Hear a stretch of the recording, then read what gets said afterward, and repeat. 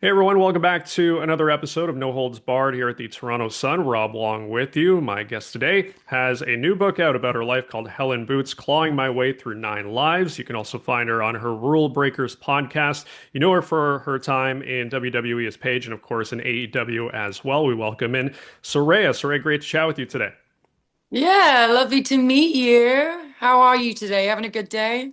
Yeah, it's not too bad. It's a little cold here in Toronto. I know you're out on the West Coast, out in LA, so the weather is usually pretty good, more often Yeah. than not.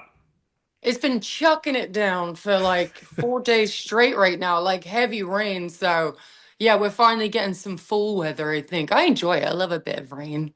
Yeah, of course, it's nice to get a break from the heat every once in a while. So I mentioned Yeah. off the top your Rule Breakers podcast. I myself come from a radio podcasting background, did it for a large part of my adult life, hosting sports talk radio shows. But I'm curious for someone like yourself who was a guest on podcasts and shows for so many years. I mean, you're doing this here right now with us. How did you find the transition moving into the host chair and being the one asking the questions instead of the one giving them?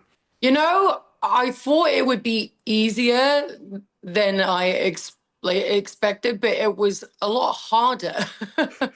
It's not as easy as people think it is, but I'm enjoying the process of it. It's really fun. Like it kind of like, you know, it gets your brain going. It's good brain food because if you have a guest that doesn't really like to, talk too much, you really have to like try and get something out of them and stuff like that. But 9 times out of 10, everyone's been really, really great, and I haven't had to do too much, thinking. But yeah, it's been really fun, and I love it. And eventually, I want to have like an actual talk show. So I'm just kind of like dabbling in this world, and it's doing so well.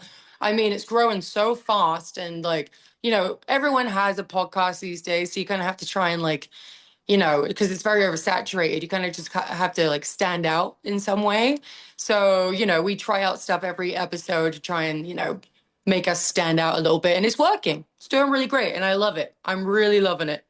Yeah, that's awesome to hear. It definitely seems like you're enjoying it just from, the episodes and the podcasts that I've listened to. You can really hear the passion and just how much you're into it these days. So that's obviously a big part of it. I mean, you have to enjoy Yeah, to do what you're doing.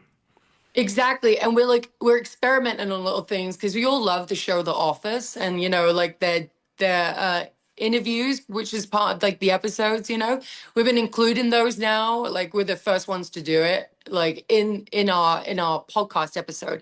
So we call them like the confessionals. And like in the middle of the episode, we're like kind of dabbling in these storylines like behind the scenes of Rule Breakers, and it's just been so fun. It's been really, really fun. So I mentioned before we started here, we have a mutual friend, Natty Neidhart, who recently had her own memoir come out, The Last Heartbeating. It's right over my My shoulder. girl. We have it here. So you had one come out earlier this year, Hell in Boots. I know in speaking with Natty, she spoke about how it was sort of therapeutic in a way to write about some of these difficult things. Was that a similar experience for you? Yeah, it's one of the hardest things that I've ever done because I'm also one of those people, and I think it just comes with like our ages, like millennials or whatever, where we kind of just we don't really show or to tell people like a lot of our trauma, we just kind of get up, brush ourselves off and keep going. So I wasn't used to talking about myself in such an intimate way. And like the first year, I had the book in my hands, but it wasn't the way I wanted it to be. And I work with a ghostwriter who's fantastic. She's really, really great, but it didn't sound enough like me. And so I took it apart and rewrote the whole thing. So it took over 2 years to do because I was like, if I'm going to do this, I'm going to do it right. And I'm also going to get into the really nitty gritty stuff. There's still stories I haven't put in there, which I'm probably going to do a book number two eventually down the line because I still have so much of my life left to live. But it was like, a crazy experience. It was like you're opening up doors to trauma that you haven't even like thought about or kind of pushed down, and it kind of forces you into doing it. And then also doing the audio over it too, and reading the book again, and that takes a long time. And it's just you have to keep rereading these words and these thoughts and stuff. So it was very, very intense, and it was mentally exhausting, and it was just whoever writes a book, I just commend them so much because that's just it's a crazy experience to be a part of. But you are so proud of yourself once you get it done, though. You're like, buddy, oh, got a book. Who'd have thought? Yeah, if you can write a book about yourself, feels like you can do pretty much anything Oh in my your life, gosh, you would yeah. think. So you've got, Mm. some more cities coming up on this book tour this year and next. You've done autograph signings, you've met fans throughout your whole career, but how is it different, this book tour and the book signing and talking to fans that have read it and obviously want to hear about your life? What's that experience been like? Yeah, it's surreal, but also a lot of the stuff that I went through is helping so many people because I said with the book, I don't want people to feel sorry for me. I want people to relate to it and know that there is, happiness at the end of it. Whatever you go through, you will find happiness. It's not going to be terrible forever. And so I've had just a lot of people coming up to my table and stuff like that and writing to me and all these and writing letters and stuff, just saying how much the book has helped them and how they're just in a much better mental space. And that's all I cared about is I just want to help people and it's doing the job. So it's been really wonderful. I'm glad people love it. I mean, the book did absolutely incredible. So I'm one of those people that's quite insecure, right? So when the movie came out, I was like, oh, I don't think people are going to watch it. And then it becomes like a number one movie, right? And then the book comes out and then it becomes like a national bestseller. And it's really incredible. It's really incredible. People really enjoyed it. And a lot of the times, actually, I've had men come up to me and they just said, I read your book and I had to put it down for a second because it was just so intense in spots. But yeah, it's wonderful. It's wonderful to see so many people like, get the book, read the book, and just have such wonderful words to say about it. Yeah, absolutely. It's impacted a lot of people from the sounds of it. So, you got the podcast, you've got this book tour. I know that you mentioned once you left AEW earlier this year that 2025 was going to be the year of Saraya, the non-wrestling side of you. I imagine there's not a Yeah. single day that goes by that fans, people in the media like myself, friends, family, they don't ask, are you going to get back in the ring? But I'm curious now that Hmm. you've had some time off to pursue other opportunities. As we talk here today, do you feel it's more or less likely that we will see you in the ring again?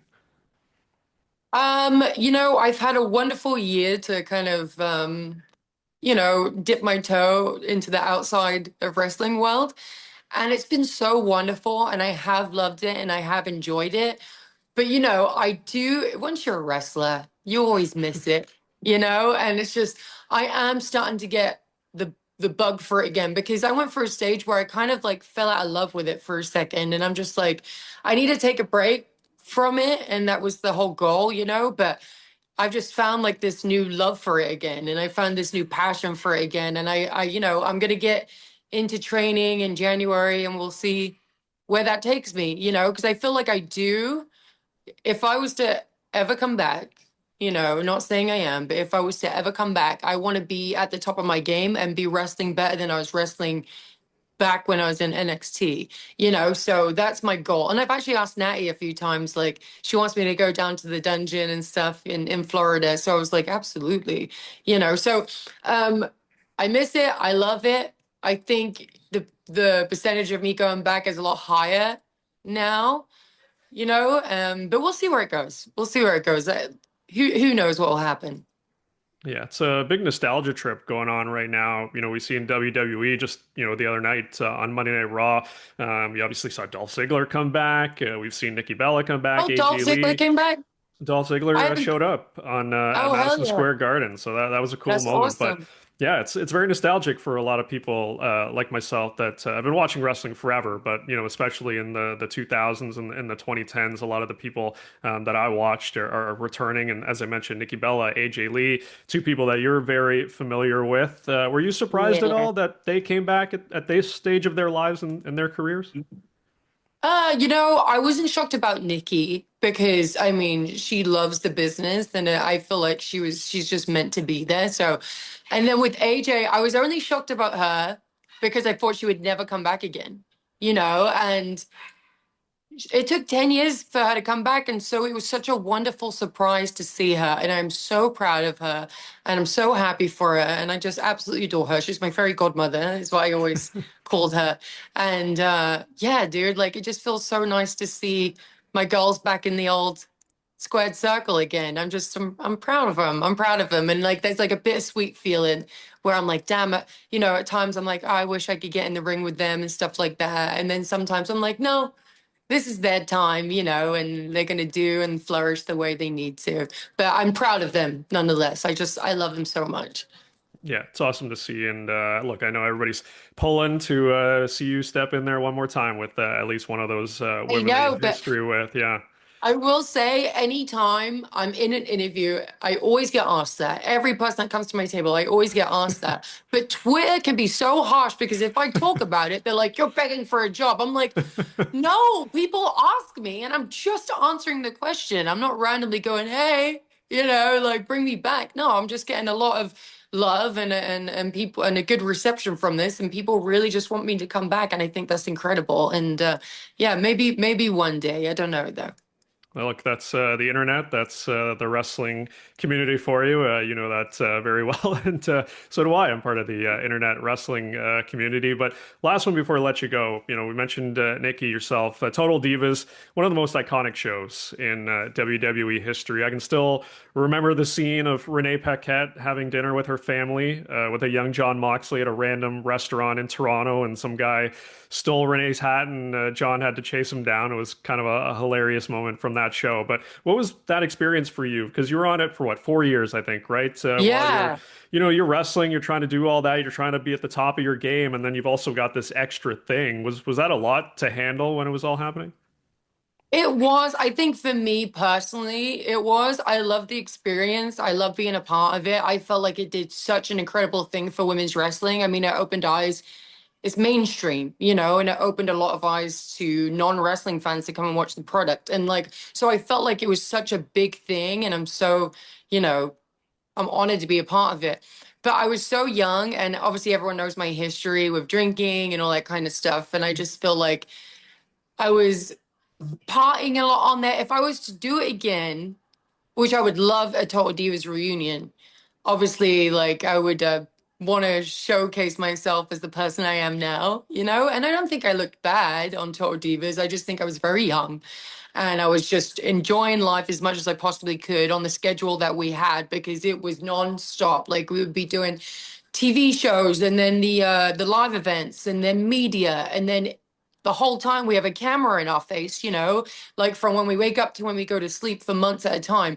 And it was I wouldn't say it was hard to handle. Like I handled it. I think mentally with the drinking, I didn't handle it too well. But yeah, I enjoyed my time and I wish for a Total Divas reunion. I think it would be really cool. But one last hurrah. Yeah, I think that would be awesome. People would love to Yeah. see that as well. But look, everybody's so happy with what you're doing right now outside of the ring. Saraya, so much fun to chat with you today. We wish you the best of luck and thanks for doing this.